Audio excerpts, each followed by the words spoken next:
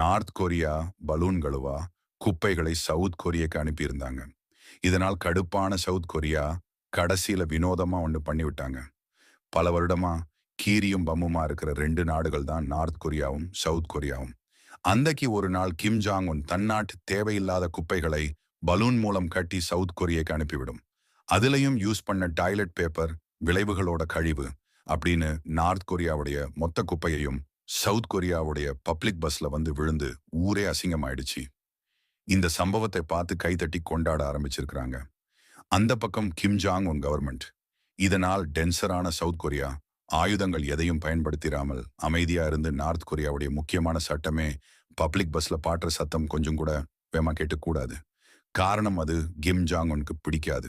அதுக்காகவே south Korea மிகப்பெரிய ஸ்பீக்கர்களை ready பண்ணி 24 மணி நேரமும் காது கிழியற அளவு பாடு போட்டு நார்த் கொரியாவுடைய பாட்டில் கொண்டு போய் வச்சிடாங்க.